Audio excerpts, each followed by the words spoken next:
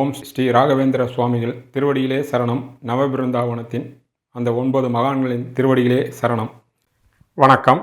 RK Dillibabu பேசுகின்றேன். உலகத் தமிழர் அனைவருக்கும் நீங்கள் அளித்து வருகின்ற மகத்தான ஆதரவுக்கும் அன்புக்கும் மிக்க நன்றி. இன்று நாம் பார்க்க இருப்பது ஏப்ரல் மாத பலன்களை பற்றி பார்க்க இருக்கின்றோம். விருச்சிக ராசிக்கு ஏப்ரல் மாத பலன்களை பார்க்கலாம். உங்களுடைய ராசிநாதன் ஒரு நாள் மட்டும் நாளிலே இருந்து குரு பகவானுடைய பார்வையை வாங்குகிறார். மறுநாள் அவர் 5லே குருவினுடைய வீட்டிலே இருக்கின்றார். ராசிநாதன் குரு வீட்டில் இருப்பது விசேஷம்தான். இருந்தாலும் சனியினுடைய சேர்க்கை அவ்வளவு சிறப்பாக சொல்ல முடியாது. இருந்தாலும் இங்கே ராசிநாதனோ லக்னநாதனோ சனியோ செவ்வாய் இருந்தால் பெரிய பாதிப்பு இருக்காது. அதனால் அவர் 5லே இருப்பதால் உங்களுடைய மதிப்பு, மரியாதை, அந்தஸ்து, கௌரவம், பேர் புகழுக்கு எந்த விதமான சங்கடங்களும் பெரிய அளவில் வராது. அவருடைய பார்வையும் 4ஆம் பார்வையாக 8லே இருக்கக்கூடிய குரு பகவானுக்கு கிடைப்பதனால் உங்களுடைய அதிர்ஷ்டம் தடைபடாது.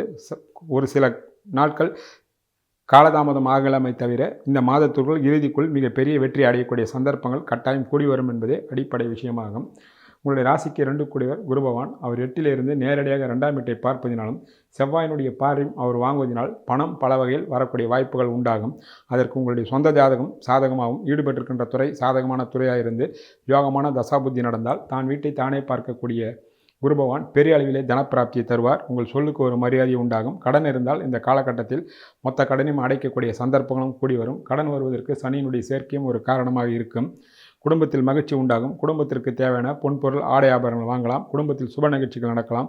உங்களுடைய சொல்லின் மூலமாக பலவிதமான காரிய வெற்றிகள் நடைபெறும். உங்கள் புத்திசாலி தனத்தால் பலவிதமான காரியங்கள் சாதிக்கக்கூடிய வாய்ப்புகளும் பலருக்கு உண்டாகும். சரியான முறையில் திட்டமிட்டு நீங்கள் விருச்சிக ராசி விருச்சிக லக்னக்காரர்கள் பொருளாதார உயர்வை பெரிதாக நீங்கள் ஏற்றிக்கொள்ளலாம் என்பதே அடிப்படை விஷயம்.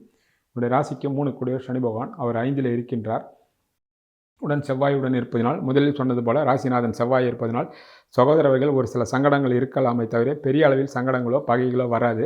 5லே இருப்பதனால் அது குரு வீடு என்பதால் குருவியை அவர் பார்ப்பதினால் உடன் சனியும் சேர்ந்து இருப்பதனால் இளையவருடைய முழு ஒத்துழைப்பு கிடைக்கும். பயணங்கள் உண்டாகும். அந்த பயணங்கள் உள்ளூர் பயணங்களாகும். ஒரு சிலருக்கு கடல் சார்ந்த பயணங்களாக இருக்கும். அதன் மூலமாக லாபங்களும் வெற்றிகளும் வரக்கூடிய வாய்ப்புகளும் உண்டாகும். ஒரு சிலருக்கு விஐபிகளுடைய தொடர்பும் கிடைக்கும். ஒரு சிலருக்கு வெளியூரில் இருந்து வெற்றி செய்திகள் இவ்வளவு நாள் நீங்கள் கஷ்டப்பட்டுவதற்கு உண்டான வெற்றி செய்திகள் வரக்கூடிய சந்தர்ப்பங்களும் கூடி வரும். என்னுடைய ராசிக்கு 4 கூடியவர் சனி பகவான். 4ஆம் வீட்டை குரு பகவான் பார்வை செய்வதனால் ஒரு நாள் மட்டும் அங்கே செவ்வாய் இருப்பார். மறுநாள் அவர் 5லே சென்று விடுகிறார். 5ஆம் வீட்டு அதிபதியான சனி பகவான் குரு வீட்டில் இருப்பதினால் படிக்கின்ற மாணவ மாணவிகள் கல்வியில் கூடுதலான கவனத்தை செலுத்த வேண்டும். காரணம் கல்விக்கு காரணமான செவ்வாய் அங்கே நீசம் அடைகிறார். அவர் பரிவர்த்தனையானாலும் நீசம் சனி செவ்வாயுடன் இருப்பதினால் படிப்பில் அக்கறையோடு படிக்க வேண்டும். இல்லை என்றால் கவனச்சிதறல் ஏற்படும். 4ஆம் வீட்டு அதிபதி 5லே இருப்பதினால் 8ஆம் வீட்டு அதிபதியான புதனும் சேர்ந்து இருப்பதினால் உடல் நலத்தில் சற்று கூடுதலான கவனம் செலுத்த வேண்டும். குறிப்பாக தாய்மாருடைய உடல் நலத்தில் அதிகமான அக்கறை இருக்க வேண்டும். படிக்கின்ற மாணவ மாணவிகளும் கல்வியில் அக்கறையும் உங்களுடைய தாய் இளைஞர்களாக இளம்பெண்களாக இருந்தால் உங்கள் தாயினுடைய உடல் நலத்தில் கூடுதலான அக்கறையும் தேவைப்படும். குருவினுடைய பார்வை இருப்பதனால் பலருக்கு இடப்பெயர்ச்சிகள் உண்டாகும். அது குடியிருப்பு பயிற்சிகளோ அலுவலக பயிற்சிகளோ இருக்கலாம். உணவு வகையிலும் கட்டுப்பாடு தேவை. உடல் ஆரோக்கியத்திலும் கவனம் கட்டாயம் தேவை என்பது தெளிவு. மற்றபடியாக சொத்து வாங்குவதோ விற்பதோ போன்ற வகைகளெல்லாம் மிக மிக கவனமாக இருக்க வேண்டும். இல்லையென்றால் ஏதாவது ஒரு வகையில் சிக்கலோ நம்பக்கூடாத நபர்களையோ நம்பக்கூடாத பேப்பர்களையோ டாக்குமெண்ட்டுகள் நம்பி பணத்தை ஏமாந்து விடுவீர்கள். மிக மிக விழிப்பாகவும் ஜாக்கிரதையாக இருக்க வேண்டும் என்பதே 4ஆம் வீடும் 4ஆம் வீட்டு அதிபதியும் தெரிவிக்கின்ற விஷயங்களாகும். உங்களுடைய ராசிக்கு 5 கூடியவர் குரு பகவான். அவர் 8லே இருக்கின்றார். 8ஆம் வீட்டு அதிபதியான புதன் 10ஆம் தேதிக்கு பிறகு பரிவர்த்தனையாக இருக்கின்றார். இது 5ம் 8ம் பரிவர்த்தனை. இது நல்ல பரிவர்த்தனையாக எடுத்துக்கொள்ள முடியாது. சொந்த ஜாதகம் சாதகமாக இல்லை என்றால் பிள்ளைகள் வகையில் கஷ்டங்கள், வம்பு, வழக்குகள், வைத்திய செலவுகள், உங்கள் மனம் கஷ்டப்படக்கூடிய அளவிலே பிள்ளைகள் நடந்து கொள்வார்கள். அதே வேளையில் சாதகமான தசாபுத்தி நடந்தால் 5ல் இருக்கக்கூடிய செவ்வாயினுடைய பார்வை குருவுக்கு படுவதனால் பிள்ளைகள் வகையில் ஆகக்கூடிய செலவுகள் அத்தனையும் சுபவரிய செலவுகளாகும். பிள்ளைகளுடைய வளர்ச்சி நோக்கி உங்களுடைய பயணங்கள் செல்லும். படிப்புக்காக வெளியூர்களுக்கோ வெளிநாடுகளுக்கோ பிள்ளைகள் செல்லலாம். அதை கண்டு உங்கள் மனம் மகிழக்கூடிய வாய்ப்புகளாக இருக்கும். ஆக சொந்த ஜாதகம் சாதகமாக இருந்தால் நன்மையும், சாதகம் இல்லை என்றால் சங்கடங்களும் 5ம் 8ம் பரிவர்த்தனையினுடைய பலன்கள் இதுதான் என்பதை நீங்கள் கவனத்தில் கொள்ள வேண்டிய விஷயங்களாகும். விருச்சிக ராசிக்கு 6 கூடியவர் செவ்வாய். அவர் ஒரு நாள் மட்டும் 4லும் பிறகு அவர் 5லே இருக்கின்றார். 6லே சுக்கிரன் இருக்கின்றார். 6ஆம் வீட்டு அதிபதியே ராசிநாதன் என்பதினால் போட்டி, போராமை, வம்பு வழக்குகள், சங்கடங்கள் பெரிய அளவில் பாதிக்காது. இருந்தாலும் 6லே சுக்கிரன் இருப்பதினால் ஆணாக இருந்தாலும் பெண்ணாக இருந்தாலும் அவர்கள் மூலமாக சுபவீரியங்களோ வீண் வீரிய செலவுகளோ வரலாம். குருவின் வீட்டில் இருப்பதினாலும் செவ்வாய் 6ஆம் வீட்டு அதிபதி குருவியை பார்ப்பதினால் எதிரியால் ஒரு சிலருக்கு நன்மைகள் வருவதற்கு வாய்ப்புகள் உள்ளது. நீங்கள் சும்மா இருந்தால் உங்கள் தன்மான உணர்வை தட்டிவிட்டால் நீங்கள் வீறு கொண்டு எழுந்து ஜெயிக்கக்கூடிய ஆற்றல் உங்களிடத்தில் இருக்கும். அதற்குண்டான சந்தர்ப்பங்கள் இந்த மாதத்தில் வருவதற்கு கூடுதலாக வாய்ப்புகள் உள்ளன. உங்களுடைய ராசிக்கு 7 கூடியவர் சுக்கிரன். அவர் 6லே இருக்கிறார். தான் வீட்டுக்கு 12லே. கணவன் வகையிலையோ மனைவி வகையிலையோ தற்காலிகமாக வெளியூர்களுக்கோ வெளிநாடுகளுக்கோ வேலைக்காகவோ தொழிலுக்காக தற்காலிகமாக பிரிந்து செல்லலாம். 19ஆம் தேதி வரை இந்த நிலைமை நீடிக்கலாம். 19ஆம் தேதிக்கு பிறகு 6லே இருக்கக்கூடிய சுக்கிரன் 7லே ஆட்சி பெற்று உங்களுடைய ராசியை பார்ப்பார்.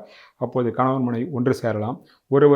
ஒருவர் பிரிந்து கொண்டு அன்போடும் அரவணைப்போடு இருக்கலாம்.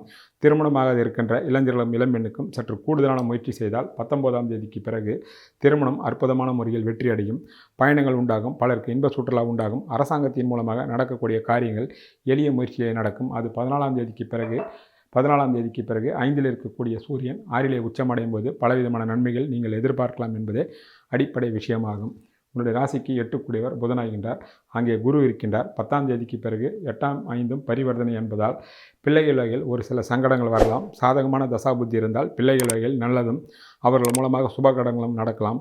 சாதகமற்ற சொந்த ஜாதகத்தில் 5ஆம் வீட்டிற்கு சாதகமற்ற தசாபுத்தி நடந்தால் பிள்ளைகள் வகையில் சங்கடங்கள், வீண் விரயங்கள், வீண் செலவுகள் அல்லது வைத்திய செலவுகள், உங்கள் மனம் நோகக்கூடிய அளவுக்கோ உங்கள் பேரை கெடுக்கக்கூடிய அளவிற்கோ பலவிதமான நிகழ்ச்சிகள் நடப்பதற்கு வாய்ப்புகள் உள்ளது. அதற்கு மூல காரணம் உங்கள் சொந்த ஜாதகமாக அமையலாம். இந்த கோச்சாரத்தை பொறுத்த வரைக்கும் 5ம் 8ம் பரிவர்த்தனையாகி செவ்வாய் குருவை பார்ப்பதினால் சாதகமான தசாபுத்தி நடந்தால் பிள்ளைகள் வகைகள் அத்தனையுமே சுபவெரிய செலவுகளாகும். வெளியூர்களுக்கும் வெளிநாடுகளுக்கும் போகக்கூடிய அமைப்புகள் கட்டாயம் உண்டாகும். மாகராக இருந்தால் அத்தனையும் தலைகீழாக உங்கள் மனம் நோகக்கூடிய அளவுகளில் பலவிதமான சங்கடங்கள் நடக்கும் என்பதில் கவனத்தில் கொள்ள வேண்டிய விஷயங்களாகும். என்னுடைய ராசிக்கு 9 கூடியவர் சந்திரன். அவர் 4 கிரகம். அந்த சந்திரன் குரு சுக்கிரன் செவ்வாய் சம்பந்தப்படும் போது 9ஆம் வீட்டின் பலனாக மிக மிக அற்புதமாக இருக்கும். அதுவும் 14ஆம் தேதிக்கு பிறகு சூரியனும் உச்சமடைந்திருப்பதால் தந்தையாலும் தந்தை உறவுகளாலும் பலவிதமான நன்மைகள், லாபங்கள், ஆதாயங்கள் எல்லாம் இருக்கும். எது எப்படியா இருந்தாலும் 9ஆம் வீட்டிற்கு 12லே குரு இருப்பதினால் அந்த 8ஆம் வீட்டை செவ்வாயம் பார்ப்பதால் தந்தை வகையில் சுபவீரியங்கள் கட்டாயம் காத்திருக்கிறது. அது ஏதோ ஒரு வகையில் சுபவீரியங்கள் ஆவதற்கு இந்த மாதங்கள் சாத்தியக்கூறுகள் முழுமையாக உண்டு என்பதை நீங்கள் எதிர்பார்க்கலாம். உங்களுடைய ராசிக்கு 10 கூடியவர் சூரியன். 10லே கேதும் ராகும் சம்பந்தப்படுகின்றார்கள். 14ஆம் தேதி வரை 5லே இருக்கக்கூடிய சூரிய பகவான் 14ஆம் தேதி பிறகு அவர் உச்சமடைவார். தான் வீட்டிலிருந்து அவர் 9லே இருப்பார். தொழில் துறையில் இருப்பவர்களுக்கு 14ஆம் தேதிக்கு பிறகு மிக பெரிய அளவில் வளர்ச்சியை நோக்கி உங்களுடைய தொழில் துறையில் செல்லும். பணியில் இருப்பவர்களுக்கும் ஏற்றம், முன்னேற்றம், பதவி உயர்வு, இடமாற்றம், விரும்பியது அத்தனையுமே நடக்கும். சரியான முறையில் நீங்கள் பயன்படுத்தி கொள்ளலாம். சொந்தமாக தொழில் நடத்துபவர்களுக்கு போட்டியும் பொறாமையும் மறைமுகமான எதிர்ப்பும் இருந்தாலும் வளர்ச்சியில் தங்குதடை இருக்காது. உங்களுடைய ராசிக்கு 11 கூடியவர் புதன். அவர் ஆரம்பத்தில் 4லும் 10ஆம் தேதிக்கு பிறகு 5லே இருந்து நேரடியாக 11ஆம் வீட்டை பார்ப்பதனால் மூத்த சகோதரர்கள் வகையில் விட்டு கொடுத்து செல்ல வேண்டும். இல்லையென்றால் தேவையற்ற வீண் விரைய செலவுகளும் பகைகளும் மனக்கசப்புகளும் வரலாம் என்பதில் கவனத்தில் கொள்க. 11ஆம் இடத்தை இத்தனை கிரகங்கள் பார்ப்பதனால் ஏதிலும் நிதானித்து செயல்பட வேண்டும் என்பது தெளிவு. உங்களுடைய ராசிக்கு 12 கூடியவர் சுக்கிரன். 19ஆம் தேதி வரை நேராக அவர் பார்ப்பதனாலும் குரு பகவான் பார்வை செய்வதனாலும் உங்களுக்கு ஆகக்கூடிய அத்தனை செலவுகளும் பிள்ளைகள் வகையிலும் கணவன் மனைவி வகையிலும் குழந்தைகளுக்காகவும் ஆகுமே தவிர வீண்வெறிய செலவுகள் ஆகாது. அப்படி அத்தனை செலவுகளும் சுபவெறிய செலவுகளாகும். ஒரு சிலருக்கு ஆன்மீக சம்பந்தமான புனித செலவுகளாக ஆகக்கூடிய வாய்ப்புகள் இந்த மாதம் அற்புதமாக உள்ளது. சரியான முறையில் நீங்கள் அதையும் பயன்படுத்தி கொள்ளலாம். ஆக விருச்சிக ராசிக்காரர்களுக்கு நல்லதும் கெட்டதும் கலந்த பலன்களாக அமையும். அதற்கு முழு முக்கிய காரணமே செவ்வாய் சனியுடன் சம்பந்தப்பட்டு பெரிய பாதிப்பு இல்லை என்றாலும் சனியுடன் சம்பந்தப்பட்டு இருப்பதனாலும் புதன் சேர்க்கையாலும் ஒரு சில சங்கடங்கள் வரும். அதையும் தாண்டி சாதிக்கக்கூடிய வாய்ப்புகளும் உங்களுக்கு இருக்கும் என்பது உண்மையாகும். வணக்கம். இந்த மாதத்திற்குண்டான தெய்வ வழிபாட்டினுடைய வழிமுறைகள். முருகப்பெருமானை வணங்கலாம். முருகர் கோயிலுக்கு அருகாமையில் உள்ள முருகன் கோயிலுக்கு சென்று நெய் தீபம் ஏற்றி வரலாம். ஆஞ்சநேயர் சுவாமியை சனிக்கிழமை தோறும் வணங்கலாம். லட்சுமி நரசிம்மருக்கு நெய் தீபம் ஏற்றி வணங்கலாம். ராம மந்திரத்தை பாராயணம் செய்யலாம். வாய்ப்பு வசதி உள்ளவர்கள் சுந்தரகாண்டத்தை படிக்கலாம். இது வெளிநாட்டில் உள்ள தமிழர்களும் இந்த தெய்வ படத்தையும் வைத்து வணங்கலாம். சுந்தரகாண்டத்தை பாராயணம் அங்கிருந்தே நீங்கள் செய்யலாம். ராம மந்திரத்தை ஜபிக்கலாம். இதெல்லாம் மிக மிக அற்புதமான பலன்களை தரக்கூடிய அமைப்புகளாகும். குறிப்பாக சனி செவ்வாய் சேர்க்கைக்காக முருகரையும் ஆஞ்சநேயரையும் வணங்குவது விசேஷமான பலன்களை தரும். பலவிதமான சங்கடங்களிலிருந்து நம்மை மீட்டெடுக்கக்கூடிய அற்புதமான தெய்வ வழிபாட்டு முறையாகும். நன்றி, வணக்கம்.